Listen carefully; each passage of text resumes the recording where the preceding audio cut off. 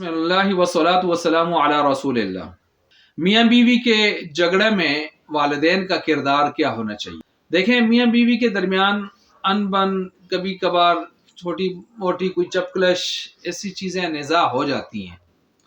ये कोई बाईद बात नहीं है, कोई अमर बाईद नहीं है, अमर महाल नहीं है, हो सकता है। खुद आप अलैहिस्सलातु वस्सलाम और आपकी अज़वाज के दरमियान, जैसे कुरान करीम ने भी बयान किया, 21वें पारा आखिर से आप देख लें कि जब उन्होंने खर्चा का मुतालबा किया था कि जब माल व मता, साजो सामान, ये चीज़ें माल गनीमत, जब इन चीज़ों की फरवानी है और हमारे घर में अब भी चूल्हा नहीं जलता, तो क्यों ना हमें इतना खर्चा दे दिया जाए कि हमारे ये फ़क्र फाका दूर हो जाए। बज़ाहिर उनका ये बहैसियत बीवी अपने शोहर से एक जायज़ मुतालबा था, लेकिन चूँकि ये मुतालबा आप अलैहिस्सलातु वस्सलाम से था, तो आप अलैहिस्सलातु वस्सलाम से मुतालबा बीवी का, तो इनको एक तरफ यानी उम्मती का मुतालबा अपने नबी से भी था। तो कुरान करीम में अल्लाह ताला ने आयतें उतार दी कि अगर इनको दुनिया चाहिए, सिलसिले चाहिए, तो आप इनके दे के रुखसत कर दें, और अगर अल्लाह और उसके रसूल को आखिरत को इख्तियार करती हैं तो इनके लिए बहुत बड़ा अजर अल्लाह ताला ने तैयार कर रखा है। और ये आपकी बीवियां आम औरतों की तरह तो नहीं है, यानी इनको खिताब किया कि आप आम औरतों की तरह नहीं हो। तो ये वाक़या 21वें पारे के आखिर में और 22वें के शुरू में ये चल रहा है। तो देखें, यहाँ भी थोड़ी सी नाराज़गी और इस तरह के बाज़ और इस तरह के जुज़वी वाक़यात हैं, छोटी मोटी नाराज़गी के, तो वो तो होते रहे हैं, कोई ऐसा मसला नहीं है।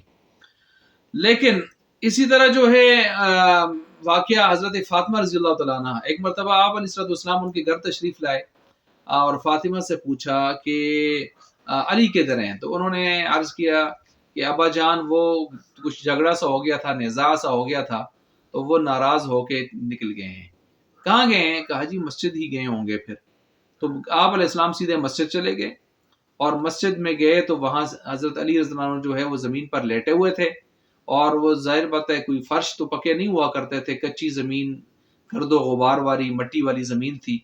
तो वो मट्टी में गोया ऐसे आपके ऊपर मट्टी पड़ी हुई, गुबार पड़ा हुआ, एक गुबार में अटे हुए थे।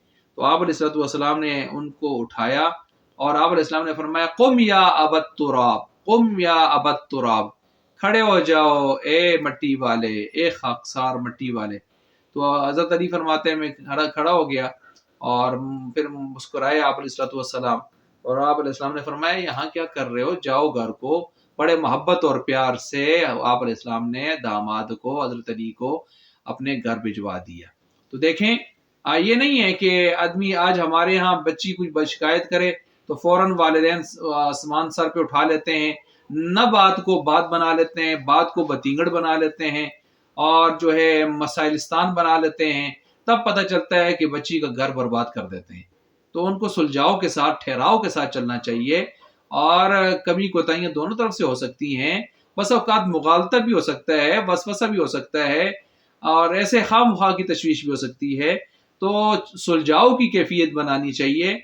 और दूसरा ये कि उक़ला का मक़ूला भी है ना कि दामाद और बेटी का मामला सामने आए तो कोशिश करें ज़्यादा दामाद की साइड लें, और बहनोई और बहन का मामला सामने आए तो ज़्यादा कोशिश करें बहनोई का साथ दें, ताकि आप उनका घर बचा सकें। अगर आपने उधर से साइडें ली बहन की और बेटी की, तो वो तो सारी दुनिया लेती है, फिर उससे मसाइल पैदा होते हैं, और ये चीज़ें ज़्यादा नफ़रतें जन्म लेती हैं। तो इसलिए हमें इसमें आप इस्लाम ने जिस तरह अपनी बेटी को जो है तसल्ली दी, समझाया, और हज़रत अली को घर वापस लाया, तो इस तरतीब से हमें उनका घर बसाते रहना चाहिए, ना कि उजाड़ने का सबब वालिदैन बने।